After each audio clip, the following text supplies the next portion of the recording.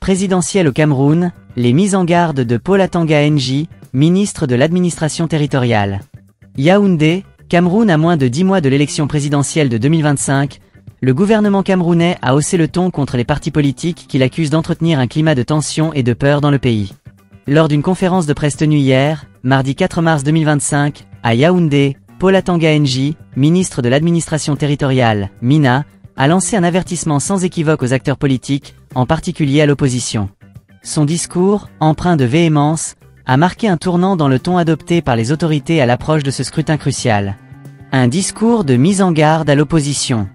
La conférence de presse de Paul Atanga Nji avait pour objectif principal de rappeler les règles du jeu politique à l'approche de l'élection présidentielle. Le ministre a adressé un message clair aux leaders politiques, notamment ceux de l'opposition, les mettant en garde contre toute tentative de déstabilisation ou de manipulation de l'opinion publique. À partir de ce jour, tout désordre, manipulation, propagation de fausses nouvelles, appel à l'insurrection, messages de haine, tout cela doit cesser. Ces forfaits seront désormais traités avec la rigueur de la loi, a-t-il déclaré, martelant son propos avec une fermeté inhabituelle. Ce ton martial reflète la détermination du gouvernement à maintenir l'ordre et à prévenir toute forme de violence ou de désinformation en période électorale. Le cas de Maurice Kamto et du MRC. Sans jamais le nommer explicitement, Paul Atanga Nji a longuement évoqué le cas de Maurice Kamto, leader du mouvement pour la renaissance du Cameroun, MRC. Le ministre a laissé entendre que la candidature de Kamto à la présidentielle de 2025 ne serait pas automatique, en raison du boycott des élections municipales et législatives de 2020 par le MRC. On vous donne la possibilité d'aller à une élection et vous dites « Moi, je ne pars pas à l'élection ». Aujourd'hui, c'est comme si vous étiez dans le sommeil et vous vous réveillez subitement pour parler des élections. De quelles élections? Ceux qui ne peuvent pas prendre part à cette élection présidentielle de 2025, ils vont attendre l'échéance de 2032, le ciel ne va pas tomber. A-t-il lancé, dans une allusion à peine voilée à Kamto et à son parti. Ces propos ont suscité des réactions vives dans les milieux politiques, où certains y voient une tentative d'exclure l'opposition du processus électoral. Le MRC, qui a toujours contesté la légitimité des élections organisées sous le régime actuel, pourrait se trouver dans une position délicate face à ces déclarations. Le rôle du MINA, garantir des élections paisibles. Paul Atanga Nji a également tenu à expliquer sa vision de son rôle en tant que ministre de l'administration territoriale, une fonction qui le place au cœur de l'organisation des élections. Face aux critiques récurrentes sur ses méthodes et ses relations tendues avec les partis politiques et les associations, le ministre a défendu son action en invoquant les instructions du chef de l'État. Le chef de l'État a dit « Les élections doivent se tenir dans la tranquillité, le calme et la sérénité ». Le MINA prend donc les dispositions pour s'assurer que les élections se tiennent dans le calme et la sérénité. Et les hors-la-loi n'ont qu'à bien se tenir, a-t-il affirmé, rappelant que son ministère veillera à ce que le scrutin se déroule dans les meilleures conditions.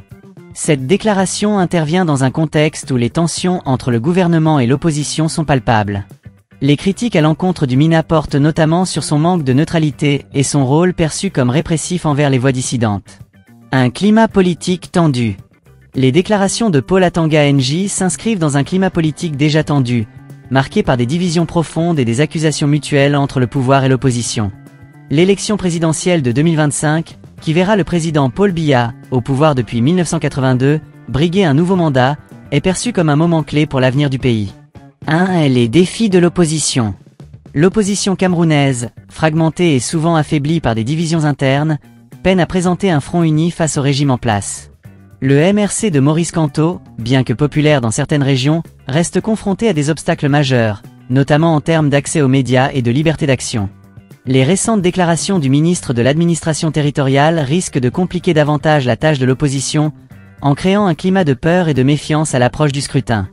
2. Les enjeux sécuritaires. Outre les tensions politiques, le Cameroun fait face à des défis sécuritaires majeurs, notamment dans les régions anglophones du nord-ouest et du sud-ouest, où un conflit séparatiste fait rage depuis 2017. Cette crise, qui a fait des milliers de morts et de déplacés, pourrait influencer le déroulement de l'élection présidentielle, en limitant la participation des populations concernées. Les réactions à venir. Le ton résolument offensif adopté par Paul Atanga Nji ne manquera pas de susciter des réactions dans les jours à venir. Les partis politiques, les organisations de la société civile et les observateurs internationaux seront attentifs à la manière dont le gouvernement appliquera ces menaces et garantira un processus électoral libre et transparent. 1. La position de l'opposition. Les leaders de l'opposition, notamment Maurice Kamto, devront décider de la stratégie à adopter face à ces mises en garde. Certains pourraient opter pour une confrontation directe, tandis que d'autres chercheront à négocier avec les autorités pour garantir leur participation au scrutin. 2. Le rôle de la communauté internationale. La communauté internationale, qui suit de près les développements au Cameroun, pourrait jouer un rôle clé en encourageant le dialogue et en veillant à ce que les élections se déroulent dans le respect des normes démocratiques. Les partenaires du Cameroun, notamment l'Union africaine et les Nations unies, devront rester vigilants face au risque de dérive autoritaire. Conclusion, un scrutin sous haute tension. Les déclarations de Paul Atanga NJ ont marqué un tournant dans la préparation de l'élection présidentielle de 2025 au Cameroun. En haussant le ton contre l'opposition et en rappelant la détermination du gouvernement à maintenir l'ordre, le ministre a envoyé un message clair: toute tentative de déstabilisation sera sévèrement réprimée. Cependant, cette approche risque d'exacerber les tensions dans un pays déjà confronté à de multiples défis. Pour garantir une élection crédible et apaisée, il est essentiel que toutes les parties prenantes privilégient le dialogue, la transparence et le respect des droits de l'homme. Sans cela, le Cameroun risque de sombrer dans une nouvelle période d'instabilité, avec des conséquences désastreuses pour sa population et son avenir.